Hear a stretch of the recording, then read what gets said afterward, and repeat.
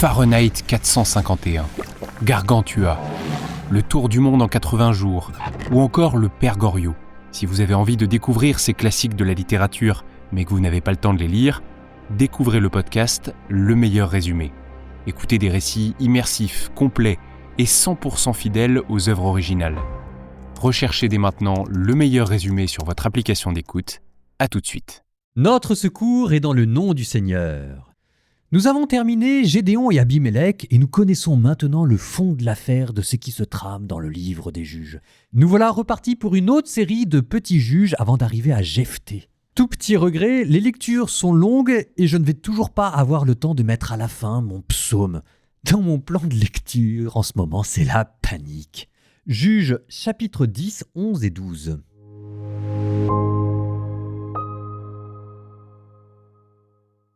Après Abimélec, ce fut Tola, fils de Poua, fils de Dodo, qui se leva pour sauver Israël. Il était d'Issachar, il habitait Shamir, dans la montagne d'Éphraïm. Il fut juge en Israël pendant 23 ans, puis il mourut et fut enseveli à Shamir. Après lui, ce fut Yaïr de Galaad, qui jugea Israël pendant 22 ans. Il avait 30 fils qui montaient 30 ânons et possédaient 30 villes, qu'on appelle encore aujourd'hui les douars de Yaïr au pays de Galaad. Puis Yaïr mourut, il fut enseveli à Camon. Les fils d'Israël recommencèrent à faire ce qui est mal aux yeux du Seigneur. Ils rendirent un culte aux Baal et aux Astartés, aux dieux d'Aram, de Sidon, de Moab, aux dieux des fils d'Ammon et aux dieux des Philistins. Ils abandonnèrent le Seigneur et ils ne le servirent plus. La colère du Seigneur s'enflamma contre Israël, et il les vendit aux Philistins et aux fils d'Ammon. Ceux-ci écrasèrent et tourmentèrent les fils d'Israël. Cette année-là, et pendant 18 ans, tous ceux qui étaient au-delà du Jourdain, dans le pays des Amorites de Galaad. Les fils d'Ammon passèrent le Jourdain pour combattre aussi Juda, Benjamin et la maison d'Éphraïm, et la détresse d'Israël fut très grande. Alors les fils d'Israël crièrent vers le Seigneur en disant « Nous avons péché contre toi, car nous avons abandonné notre Dieu pour servir les Baals. » Le Seigneur dit aux fils d'Israël « Lorsque les Égyptiens, les Amorites, les fils d'Ammon, les Philistins, les Sidoniens, les Amalécites et les Madianites vous ont opprimés, et que vous avez crié vers moi, ne vous ai-je pas sauvé de leurs mains? Mais vous m'avez abandonné, et vous avez servi d'autres dieux. C'est pourquoi je ne vous sauverai pas à nouveau. Allez, criez vers les dieux que vous avez choisis, qu'ils vous sauvent, eux, au temps de votre détresse. » Les fils d'Israël dirent au Seigneur, « Nous avons péché. Toi, fais de nous ce qui est bon à tes yeux, mais aujourd'hui, délivre-nous. » Ils enlevèrent les dieux étrangers et servirent le Seigneur, qui ne put supporter la souffrance d'Israël. Les fils d'Ammon se rassemblèrent et campèrent à Galaad. Les fils d'Israël se réunirent et campèrent à Mispa. Le peuple, les chefs de Galaad, se dirent l'un à l'autre « Quel est l'homme qui entreprendra le combat contre les fils d'Ammon? Il sera le chef de tous les habitants de Galaad. » Jephté de Galaad était un vaillant guerrier. Il était le fils d'une prostituée. C'était Galaad qui l'avait engendré. Puis la femme de Galaad lui enfanta des fils qui, lorsqu'ils eurent grandi, chassèrent Jephté en lui disant « Tu n'auras pas de part d'héritage dans la maison de notre père, car tu es le fils d'une autre femme, toi. » Jephté s'enfuit loin de ses frères et s'établit dans le pays de Tob. Des vauriens s'associèrent à lui et ils faisaient avec lui des expéditions. Quelque temps après, les fils d'Ammon vinrent combattre Israël. Comme les fils d'Ammon combattaient Israël, les anciens de Galaad allèrent chercher Jephté au pays de Tob et ils lui dirent « Viens, sois notre commandant et nous combattrons les fils d'Ammon. » Jephté répondit aux anciens de Galaad « N'est-ce pas votre haine qui m'a chassé de la maison de mon père? Pourquoi venez-vous vers moi maintenant que vous êtes dans la détresse ?»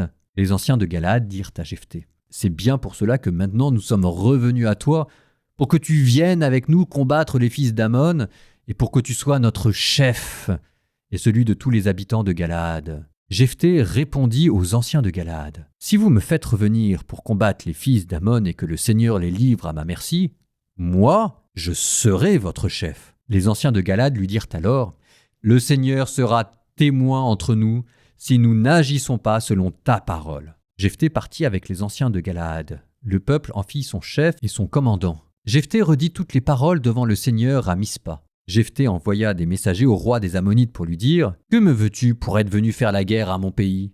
Le roi des Ammonites répondit aux messagers de Jephthé « C'est parce qu'Israël, quand il est monté d'Égypte, s'est emparé de mon pays depuis l'Arnon jusqu'au Yabok et au Jourdain. Maintenant, rends ce territoire pacifiquement. » Jephthé envoya de nouveau des messagers au roi des Amorites et lui dit « Ainsi parle Jephthé. Israël n'a pas pris le pays de Moab, ni celui des fils d'Ammon. En effet, quand il est monté d'Égypte, Israël a marché dans le désert, jusqu'à la mer des roseaux, et il est arrivé à Kadès. Israël envoya des messagers au roi d'Édom pour lui dire « Permets-moi, je t'en prie, de traverser ton pays. » Le roi d'Édom ne voulut rien entendre. Israël envoya aussi des messagers au roi de Moab qui refusa. Israël demeura donc à Kadès. Puis il marcha dans le désert, contourna le pays d'Édom et le pays de Moab, et arriva à l'est de Moab. Ils campèrent au-delà de l'Arnon et n'entrèrent pas dans le territoire de Moab, dont l'Arnon marque la frontière. Israël envoya des messagers à Shéon, roi des Amorites, roi de Heshbon, pour lui dire « Permets, nous t'en prions, que nous traversions ton pays pour nous rendre là où nous voulons aller. » Mais Shéon n'accepta pas que Israël traverse son territoire. Il rassembla tout son peuple, qui campa à Yacha, et il livra bataille à Israël.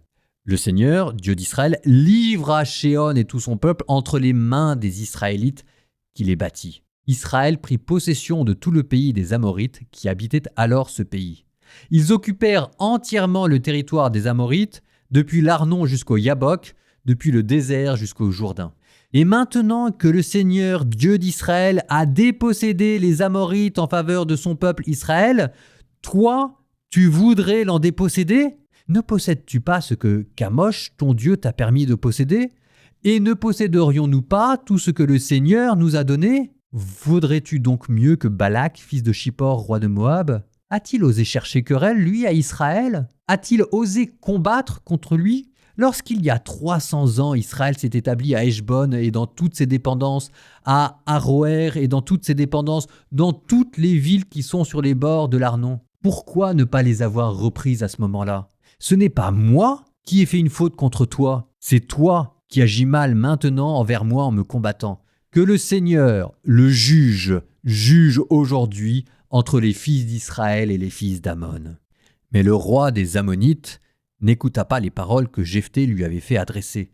L'esprit du Seigneur s'empara de Jephthé, et il traversa les pays de Galaad et de Manassé et Mispa de Galaad. De là, il passa la frontière des fils d'Ammon. Jephthé fit alors ce vœu au Seigneur. « Si tu livres les fils d'Ammon entre mes mains, la première personne qui sortira de ma maison pour venir à ma rencontre quand je rentrerai victorieux appartiendra au Seigneur, et je l'offrirai en sacrifice d'holocauste. » Jephthé passa chez les fils d'Ammon pour les attaquer, et le Seigneur les livra entre ses mains. Il les battit depuis Aroër jusqu'à proximité de Minite et jusqu'à Abel-Kéramine, soit le territoire de 20 villes. Ce fut une très grande défaite, et les fils d'Ammon durent se soumettre aux fils d'Israël. Lorsque Jephthé revint à Mispa, comme il arrivait à sa maison, voici que sa fille sortit à sa rencontre, en dansant au son des tambourins. C'était son unique enfant. En dehors d'elle, il n'avait ni fils ni fille. Dès qu'il l'aperçut, il déchira ses vêtements et s'écria « Hélas, ma fille, tu m'accables ! C'est toi qui fais mon malheur. J'ai parlé trop vite devant le Seigneur et je ne peux pas reprendre ma parole. » Elle lui répondit « Mon père, tu as parlé trop vite devant le Seigneur. Traite-moi donc selon ta parole, puisque maintenant le Seigneur t'a vengé de tes ennemis, les fils d'Ammon. » Et elle ajouta « Je ne te demande qu'une chose. Laisse-moi un répit de 2 mois. J'irai dans les montagnes pour pleurer ma virginité avec mes amis. » Il lui dit « Va. » Il la laissa partir pour 2 mois. Elle s'en alla donc avec ses amis dans la montagne et pleura sa virginité. Les 2 mois écoulés, elle revint vers son père, et il accomplit à son égard le vœu qu'il avait prononcé. Elle ne s'était pas unie à un homme. Et c'est une coutume en Israël que d'année en année, les filles d'Israël aillent honorer la fille de Jephthé de Galaad 4 jours par an. Les hommes d'Éphraïm se regroupèrent et passèrent vers le nord. Ils dirent à Jephthé « Pourquoi es-tu passé pour combattre les fils d'Ammon sans nous avoir appelés à marcher avec toi ? Nous brûlerons ta maison sur toi. » Jephthé leur répliqua « J'étais en grand conflit, moi et mon peuple, avec les fils d'Ammon. Lorsque j'ai fait appel à vous, vous ne m'avez pas sauvé de leurs mains. Quand j'ai vu que vous ne me sauveriez pas, j'ai risqué ma vie, je suis passé chez les fils d'Ammon. Le Seigneur les a livrés entre mes mains. Pourquoi êtes-vous montés contre moi aujourd'hui pour me combattre ? Jephthé regroupa alors tous les hommes de Galaad et attaqua Éphraïm. Les hommes de Galaad battirent ceux d'Éphraïm qui disaient « Vous êtes des rescapés d'Éphraïm, gens de Galaad, au milieu d'Éphraïm, au milieu de Manassé. » Galaad s'empara des gués du Jourdain près d'Éphraïm. Et lorsqu'un des rescapés d'Éphraïm disait « Je voudrais traverser », les hommes de Galaad lui demandaient « Es-tu d'Éphraïm » S'il répondait non, il lui disait « Eh bien, dis Chiboleth » et lui prononçait Siboleth, car il n'arrivait pas à dire le mot correctement. Alors, on le saisissait et on l'égorgeait près des gués du Jourdain. À cette époque tombèrent 42 000 hommes d'Éphraïm. Jephthé jugea Israël pendant 6 ans, puis Jephthé le Galaadite mourut et fut enseveli dans sa ville, en Galaad. Après lui, ce fut Ibsan de Bethléem qui jugea Israël. Il avait 30 fils et 30 filles. Il maria ses fils au dehors et fit venir du dehors des femmes pour ses fils. Il jugea Israël pendant 7 ans. Puis Ibsan mourut et fut enseveli à Bethléem. Après lui, ce fut Élon de Zabulon qui jugea Israël pendant 10 ans. Puis Élon mourut et fut enseveli à Ayalon en terre de Zabulon. Après lui, ce fut Abdon, fils de Hillel de Piréaton, qui jugea Israël. Il avait 40 fils et 30 petits-fils qui montaient 70 anneaux. Il jugea Israël pendant 8 ans. Puis Abdon, fils de Hillel, mourut et fut enseveli à Piréaton, au pays d'Éphraïm, dans la montagne des Amalécites.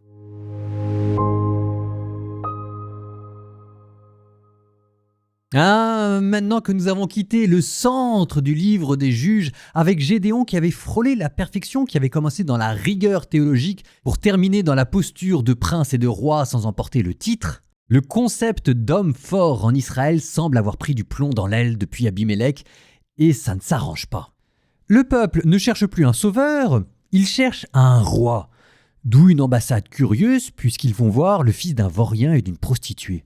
En multipliant les hésitations de cette ambassade, le rédacteur du texte la force à livrer son ultime secret. Voilà la dernière phrase de l'ambassade. « Nous voulons que tu sois à notre tête », expression royale. Et vous remarquez comment, à la différence des autres juges où il y avait toujours une initiative divine, un ange qui apparaissait à Gédéon, une prophétesse Déborah, ici aucune initiative, sinon le peuple.